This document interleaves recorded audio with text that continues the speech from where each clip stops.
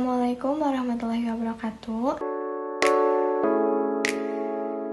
Hai semuanya, balik lagi dengan aku Haifatian Kafradifa dengan NPM 1042304. Ya, walau bajuku dan kerudungku sama kayak sebelumnya, tapi materi yang akan dibawakan itu berbeda. Di sini saya akan membahas materi mengenai formulir. Jadi, formulir merupakan dokumen yang digunakan untuk merekam terjadinya transaksi. Mengapa disebut dokumen? Karena peristiwa yang terjadi direkam atau didokumentasikan di atas secari kertas. Formulir disebut juga dengan media, karena formulir merupakan media untuk mencatat peristiwa dalam organisasi ke dalam catatan. Lalu, terdapat juga jenis-jenis formulir. Ada formulir satu set, yaitu satu formulir dalam beberapa rangkap dengan isi yang sama. Contohnya ada faktur penjualan. Lalu yang kedua ada formulir continuous, yaitu terdiri dari beberapa lembar yang dibatasi perforasi dan dapat disobek bila diperlukan. Contohnya yaitu printer komputer. Lalu yang ketiga ada jenis formulir tanpa karbon, yaitu tembusan yang dapat diisi sekaligus tanpa kertas karbon. Contohnya ada tiket pesawat. Lalu formulir selanjutnya ada tinta magnetis, yaitu dibaca oleh alat input untuk langsung diproses oleh komputer.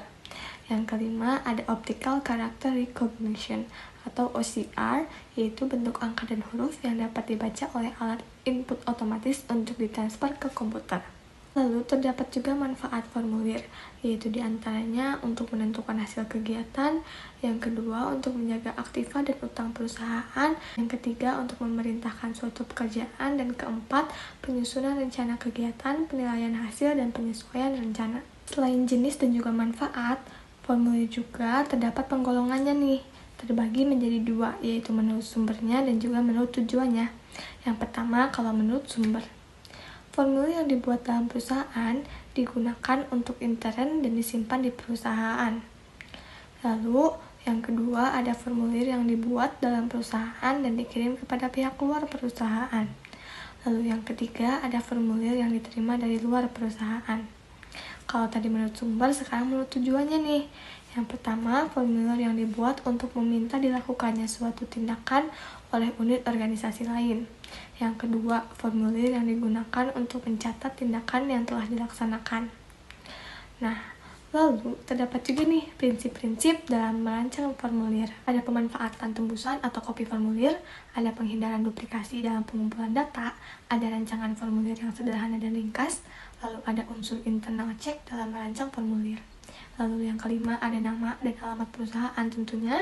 Yang keenam ada nama formulir, lalu ada nama identifikasi, ada juga formulir besar, percetakan garis, pencantuman nomor urut cetak, pengisian tanda centang dan silang, kalau enggak centang dan silang ya atau tidak, lalu ada formulir ganda, sama ada pembagian zona. Nah, dalam merancang formulir terdapat beberapa faktor yang harus dipertimbangkan. Yang pertama, siapa yang mendapatkan informasinya. Yang kedua, apakah elemen yang sudah disusun itu sudah logis. Yang ketiga, penulisan formulirnya manual atau menggunakan mesin.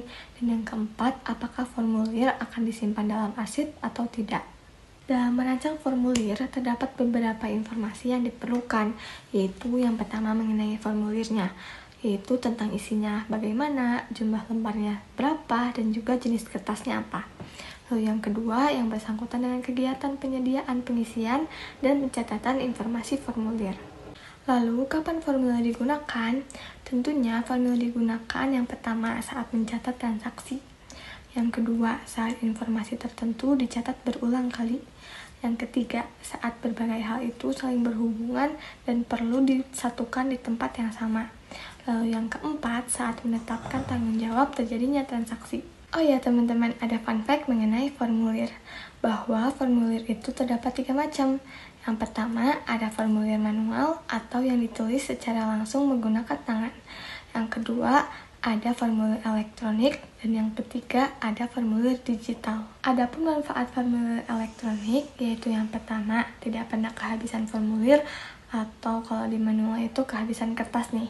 Yang kedua, tidak pernah ketinggalan zaman. Yang ketiga, menghindari ketidakefisienan. Dan yang keempat, penangkapan datanya tuh dilakukan sekali. Dan yang terakhir yaitu kecepatan pengisiannya. Sekian penjelasan dari saya. Mohon maaf bila ada kesalahan. Wassalamualaikum warahmatullahi wabarakatuh. Bye.